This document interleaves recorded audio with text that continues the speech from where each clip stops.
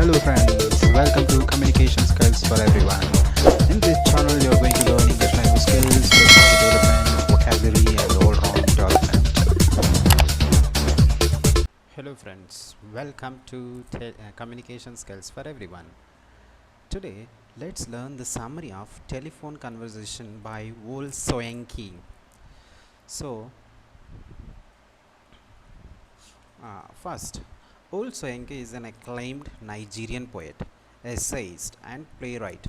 He was the recipient of the 1986 Nobel Prize for Literature. His famous play, The Lion and Jowl, is widely read and prescribed by many universities across the world. So, Telephone Conversation is a poem written by Wole Soyinka, a renowned African writer in English. The poem exposes the presence of racial discrimination at the individual level in society, even after the passing of laws against it. The poem is a conversation between a white woman and a black man over the telephone. The poet can capture the essence of human interaction across racial differences. This piece of literature becomes significant as it presents both the attitude of the white woman towards black people and the black man's anger towards discrimination. The price seemed reasonable, location indifferent. The landlady swore she lived off premises. Nothing reminded. So here the telephone conversation in the first five lines brings up the issue of race. A black man who is looking for a room for rent finds an offer at a reasonable price in advertisement. He makes a phone call to the landlady of the property and confesses that he is a black man. The opening line shows that the black man is aware of the double standards. He makes a phone call to confirm if the room is truly available for a black man. It also reveals that the black man has had bitter experiences in the past. He must have believed the no difference point in the advertisements and must have approached the landowners. They should have refused him after coming to know that he is black. So, next 6 to 11 lines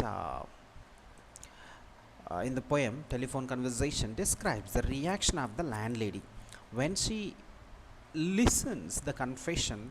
When she comes to know that a speaker is a black man, she goes silent. She does not reveal her true dislike and disapproval for black people.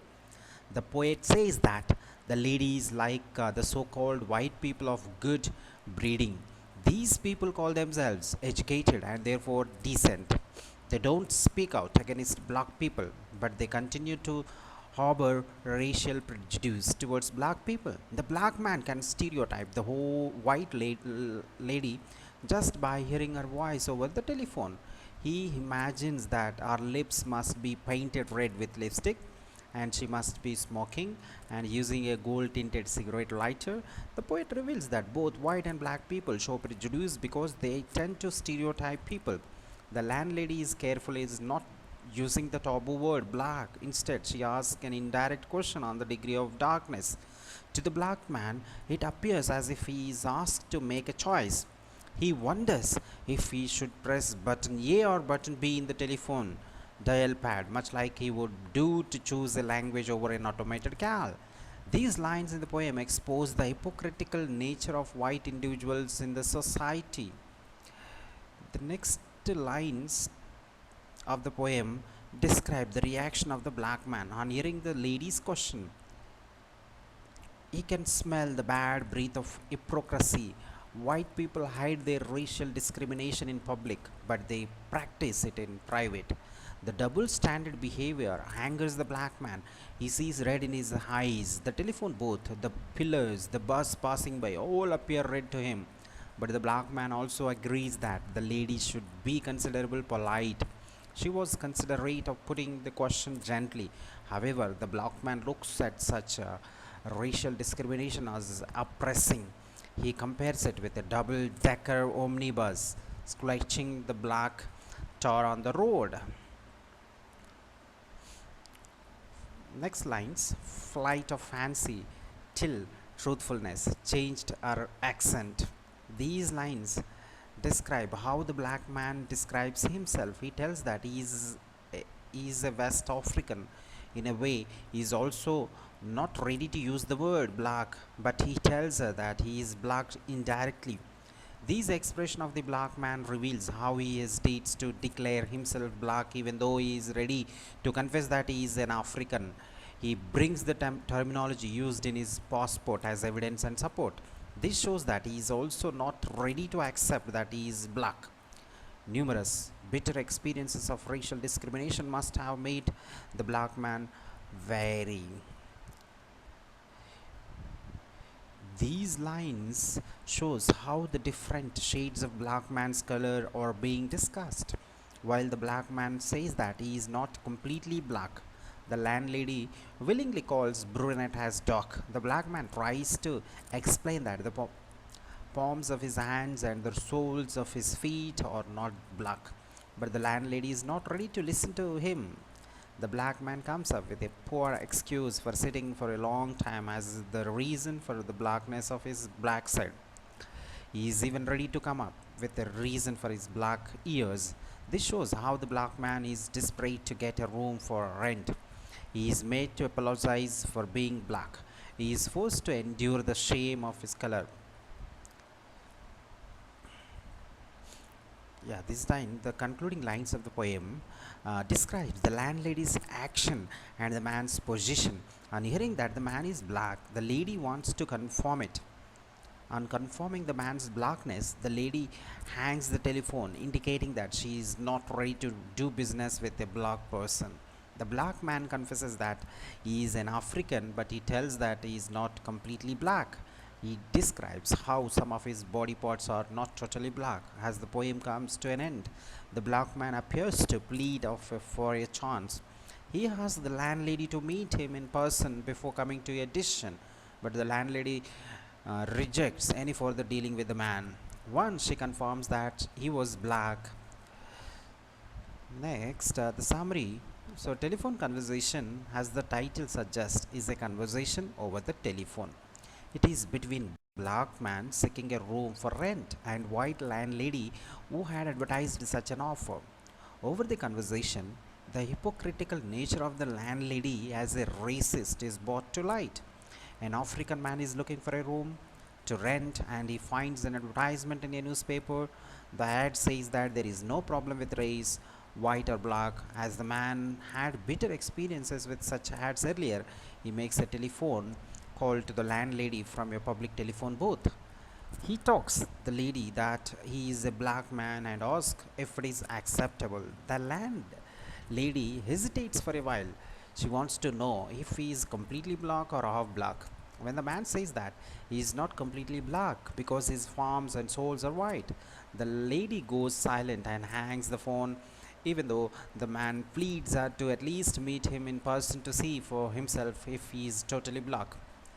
The poem shows how racial discrimination prevails hidden in the hearts of individuals. Even though there are laws against discrimination in the country, they become ineffective if individuals do not change their mindset. The landlady shows double standards.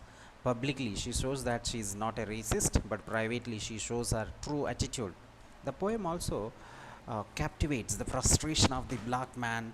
He is angered by the double standards of such individuals like the landlady. First, he is angry over the lady's questions about his exact shade of color, then he becomes enraged and sees red all over.